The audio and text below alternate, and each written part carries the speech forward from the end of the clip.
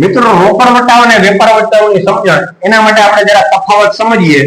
સૌથી પહેલા વેપારી વટાવ અને પછી રોકડ વટાવ. સૌથી પહેલી વાત તો એક આની નોંધ કઈ થાય, ક્યારે આની નોંધ કરવાની હોય તો કે ભાઈ જ્યારે કોઈ વેપારી બીજા એના કરતા મોટા વેપારી પાસે માલ લેવા જાય ત્યારે એ તરત જ એમ કહે કે ભાઈ મારે માનો કે આ બેંચ છે,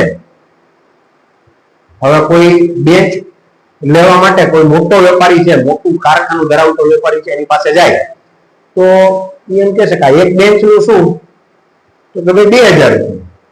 તો ભાઈ તમે મને 2000 માં વેચો તો મારે મારા ગ્રાહકોને કેટલામાં વેચવું?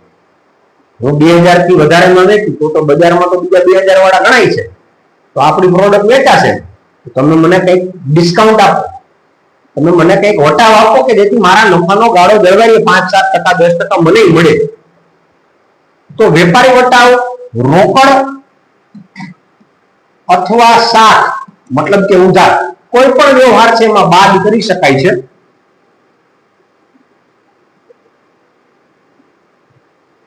રોકડ અથવા શાખના વ્યવહારમાં બાદ થાય છે.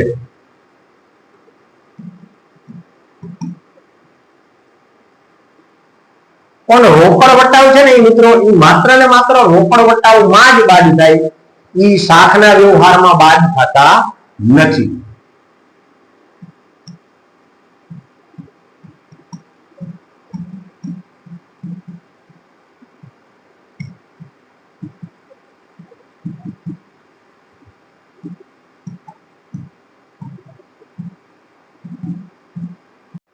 મિત્રો રોકડ વટાવ માત્ર ને માત્ર રોકડ વ્યવહારમાં જ બાદ થાય, ઉધાર વ્યવહારમાં બાદ થાય નહીં.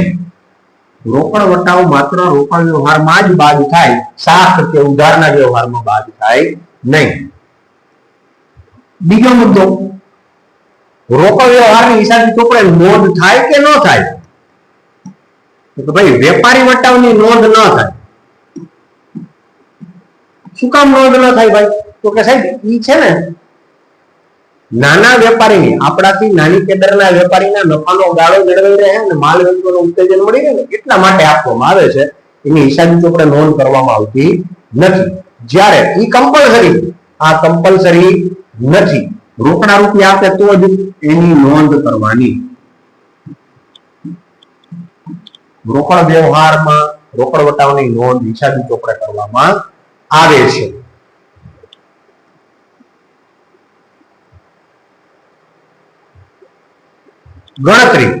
ગણતરી કેના ઉપર કરવામાં?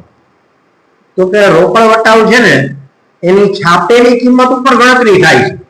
મતલબ તમે કોઈ પણ પ્રોડક્ટ લેવા જાવ તેની ઉપર ટેગ તો મારેલું હોય ને કે ભાઈ આ જે ફ્રીજ છે, માનો કે ફ્રીજ ની કિંમત શું, તો અહીંયા ટેગ લગાવેલું હોય કે ભાઈ આની કિંમત છે ને એ 18,000 રૂપિયા છે.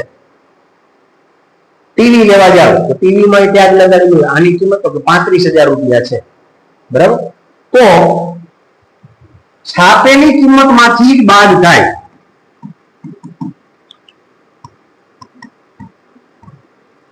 જ્યારે રોકડ વટાવ, તો કે સાહેબ રોકડ વટાવ છે ને એ છાપેલી કિંમત માંથી વેપારી વટાવ બાદ કર્યા પછી વધતી રકમ માંથી બાદ થાય.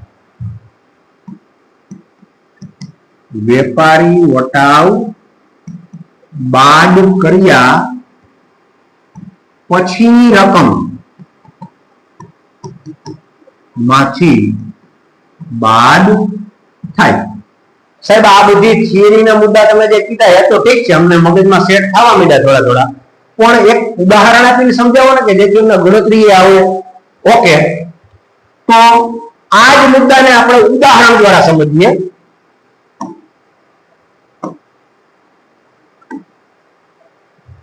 માનો કે કોઈ એક પ્રોડક્ટ બનાવવા માટે કોઈ એક ઉત્પાદક છે, એક જથ્થાબંધ વેપારી છે અને એક છૂટક વેપારી છે. હવે થશે શું? ચેઇન કઈ રીતે ચાલે? માનો કે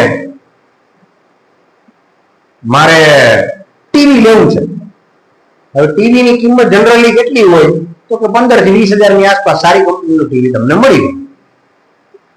તો હું સીધો અહીં છૂટક વેપારી પાસે જઈશ, જથ્થાબંધ પાસે જઈશ કે ઉત્પાદક પાસે જઈશ? દેખીતી વાત છે, મારે તો કેની પાસે જવાનું હોય? છૂટક વેપારી પાસે. એટલે હું છૂટક વેપારી પાસે જઈશ. છૂટક વેપારી ક્યાંથી લઈ આવે? જથ્થાબંધ વેપારી પાસે. જથ્થાબંધ વેપારી ક્યાંથી લઈ આવે? ટીવી બનાવનાર ઉત્પાદક પાસેથી, કંપની પાસેથી લાવે માલ. તો આ રીતે આખી ચેઇન ચાલતી હોય છે અને એમાં બધાનો નફાનો ગાળો જળવાયેલો હોય છે. બધું છેલ્લે તો ગ્રાહકના ખંભા ઉપર જ બધું ફોડવાની હોય. હવે માનો કે કોઈ એક ઉત્પાદક છે એ ટીવી બનાવે, તો ટીવી માનો કે એને 8,000 રૂપિયામાં બન્યું, તો 8,000 રૂપિયા એની શું થાય? પડતર કિંમત શું થઈ? પછી 8,000 નું ટીવી છે, મને આ ટીવી છે 8,000 ની ટીકડી મારે ના નોટ મારે ને. કારણ તો કે એના બાયડી છોકરા શું ખાવે? એ 8,000 માં બનાવીને 8,000 માં વેચે, સેવા કરવાની ગામની ના. એ શું કરશે? 8,000 રૂપિયાની પડતર કિંમત નું ટીવી છે ને, એના ઉપર ટેગ મારશે 20,000 રૂપિયા. આને કહેવાય છાપેલી કિંમત. હવે જયારે જથ્થાબંધ વેપારી છે ને, એ ઉત્પાદક પાસે માલ લેવા જાય કે ભાઈ ટીવી કેટલાના? એ તરત જ કહે કેટલાના? 20,000. એટલે જથ્થાબંધ વેપારી કહે હું તમારી પાસે 20,000 માં લઉં, મારે વેચવાના કેટલામાં? 50 માં, 40 માં, 30 માં, કેટલામાં વેચવા? તમને મને કઈક આમાંથી બાદ કરવી હોય તો મારો નફાનો ગાળો જળવાઈ રહે. હું કમાવા હાટું ધંધો કરું. એટલે ઉત્પાદક તરત જ કહે કઈ વાંધો નહીં, હું તમને આ છાપેલી કિંમત છે ને એમાંથી 20% વેપારી વટાવ, ટ્રેડ ડિસ્કાઉન્ટ બાદ કરી દઉં છું, કે જેથી તમારો નફાનો ગાળો જળવાઈ રહે, માલ વેચવાનો ઉત્તેજન મળી રહે, તમને મોજ કરો જાવ. હવે 20% એટલે કેટલા થશે? 4,000. 10% એટલે 2,000. ટકા કરતા આવડે ને? ટકા કેમ નીકળે? રકમ ગુણ્યા ટકા છેદમાં 100. કેલ્ક્યુલેટરમાં કરો એટલે શું કરવાનું તમારે? પહેલા 20,000 લખવાનું, પછી ગુણાકારની નિશાની દબાવવાની, પછી ટકા કેટલા? તો કે 20, બગડો મીંડું દબાવવાના, અને પછી ટકાની નિશાની દબાવવાના એટલે તમને 4,000 મળી જશે. તો 4,000 રૂપિયા એને વેપારી વટાવ બાદ કરી દીધો. હવે એ તો રોકડા આપે તોય ભલે, રોકડા ન આપે તોય ભલે, આ 4,000 તો એને બાદ કરી દેવાના હતા. ઘા છે. એટલે જથ્થાબંધ વેપારી કે ભાઈ આ 4,000 તો તમારા પર બાદ કરી દેવાના, તમારો નફાનો ગાળો જળવાઈ રહે.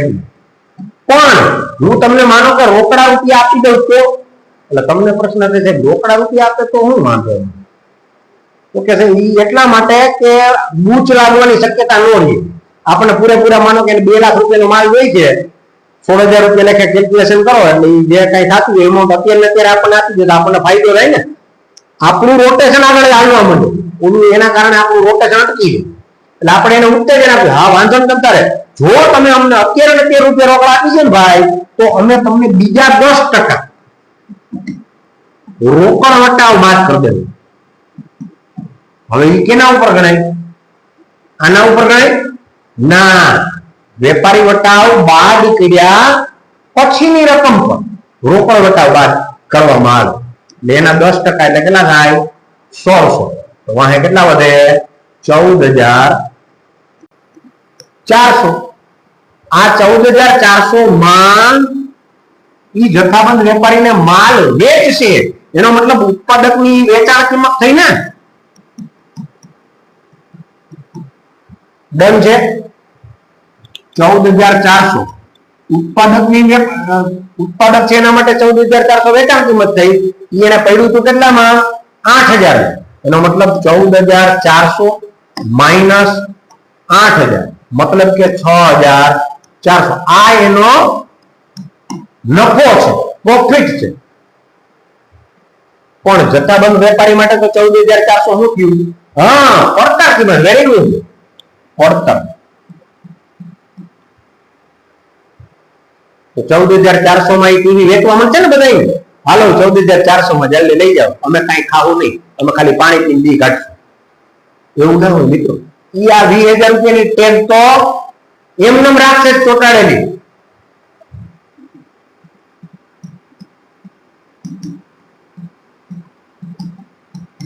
હવે જયારે છૂટક વેપારી એની પાસે માલ લેવા આવશે કે ભાઈ મારે તમારા ટીવી જોઈએ છે, વેચવા છે, તો તમે અમને કેટલામાં આપો? તો કે ભાઈ એની છાપેલી કિંમત તો 20,000 રૂપિયા છે, પણ અમે તમને 10% વેપારી વટાવ બાદ કરી દઉં, કારણ કે તમારે નફો કમાવાનો હોય. 10% વેપારી વટાવ બાદ કરે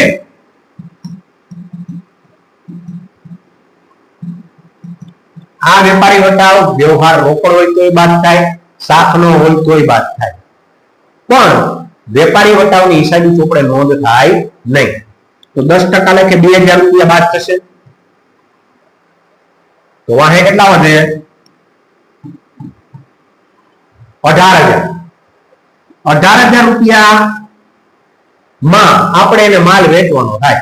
પણ મિત્રો આ માલ તો 18,000 માં ગમે લઈ જાય ને, તો એ છૂટક વેપારી તરત જ કે ભાઈ તમે શાખના વ્યવહારમાં 18,000 માં, રોકડ વ્યવહારમાં 18,000 માં, તો અમને શું ફાયદો?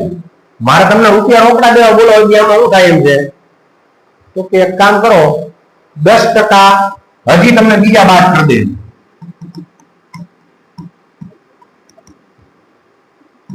1,800 રૂપિયા બીજા બાદ કરી, એટલે 16,200 માં આપણે આ માલ એને વેચીશું. એક ટીવી ની વાત છે, આખી ની, આખા ઓર્ડર ની નહીં, 2 લાખ. એક ટીવી 16,200 લેખી આપણને છૂટક વેપારીને આપશે. મિત્રો છૂટક વેપારીને એ ટીવી કેટલામાં પડ્યું હતું? તો 14,400. એને વેચ્યું કેટલામાં? તો 16,200. તો 16,200 માંથી 14,400 બાદ કરો તો કેટલા વધે? 12 માંથી 8 જાય તો 12 માંથી 4 જાય તો 8, અને 5 માંથી 4 જાય તો 1, અને 0. 1,800 રૂપિયા એનો પ્રોફિટ, નફો ગણાશે. એક ટીવી એ જથ્થાબંધ વેપારીને 1,800 રૂપિયા પ્રોફિટ થયો. આ વેપારી વટાવ રોકડ વટાવે બાદ કરી દીધા. હવે ઈ 16,200 માં વેચે એટલે છૂટક વેપારીની પડતર કિંમત થશે ને. છૂટક વેપારીને ઈ ટીવી 16,200 માં પડ્યું, તો ઈ ગ્રાહકોને 16,200 માં વેચી દે ને. હાલો 16,200 માં લઈ જાઓ. ના મિત્રો, ઈ 20,000 રૂપિયાની આ 2 જણાની જેમ ટેગ રાખશે, જે શું કહેવાય? વેરી ગુડ, છાપેલી કિંમત કહેવાય. શું કહેવાય? છાપેલી કિંમત. હવે માનો કે હું છે છૂટક વેપારી પાસે ગયો માલ લેવા, કે સાહેબ મારે ટીવી લેવાનું છે. હવે આપણે કઈ 15-20 ટીવી તો લેવાના હોય નહીં, આપણે તો એક જ ટીવી લેવાનું હોય. એટલે આપણે કીધું ટીવી લેવું છે ભાઈ, તો કે હા બહુ સરસ મજાના આવ્યા છે LG ના ટીવી, સરસ મજાના છે, મસ્ત, એકદમ સરસ મજાનું રિઝોલ્યુશન, આમ તેમ બધા વખાણ કરશે. આપણે કેટલામાં દેવાનું? કેટલામાં? એટલે તરત કહે કે 20,000. આપણે કે 20,000 ની ક્યાં કરો? હમણાં આગળ ને હમણાં દુકાનમાં પૂછવા ગયા હતા, ત્યાં તો 19,500 દીધા. તો કઈ વાંધો નહીં, તમે અમે 19,500 દેવું, એમાં શું વાંધો? અમારી પ્રોડક્ટ બહુ જબરદસ્ત છે ભાઈ. એટલે આપણે તરત વાત કરી 19,500 લેવાનું, તમારી પાસે શું કામ લઈ? તો શોરૂમ છે, ત્યાંથી જ ન લઈ દઉં, અમને સર્વિસ તો વ્યવસ્થિત મળે. તો એક કામ કરો, અમે તમને 1,000 રૂપિયા બાદ કરી દઉં. હવે કઈ બોલતા નહીં, અલે પેક કરી દે સાહેબ ને ટીવી. આ બધી બાર્ગેનિંગ શીખી હોય, પણ આપણે છૂટક વેપારી છે એટલે આપણે 2 વટાવ વિશે ખબર હોતી નથી. એટલે આપણે 1,000 રૂપિયા બાદ કરાવી અને 19,000 રૂપિયામાં આ ટીવી વેચાતું લઈને આવ. ખરેખર ટીવી બન્યું હતું કેટલામાં? 8,000. આ ભાઈનો નફો કેટલો? 6,400. આ ભાઈનો નફો કેટલો? 1,800. અને આ ભાઈનો નફો 19,000 માં એને વેચ્યું ને 16,200 માં એને પડ્યું, એટલે 28,000 રૂપિયા નફો થાય. 28 રૂપિયા ભાઈનો.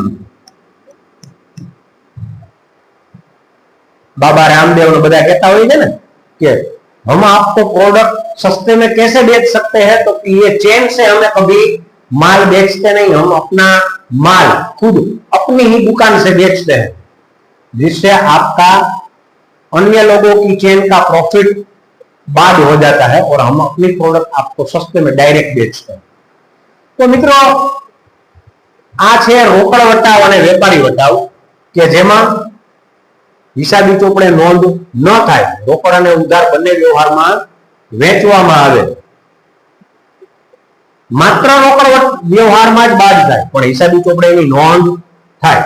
સારું, કોઈને કઈ મુદ્દામાં તકલીફ પડી હોય તો મને કોમેન્ટમાં જાણ કરજો મિત્રો, અને પર્સનલી હું આ આખી જે ક્લિપ છે એ એમને ફરી પાછી મોકલીશ.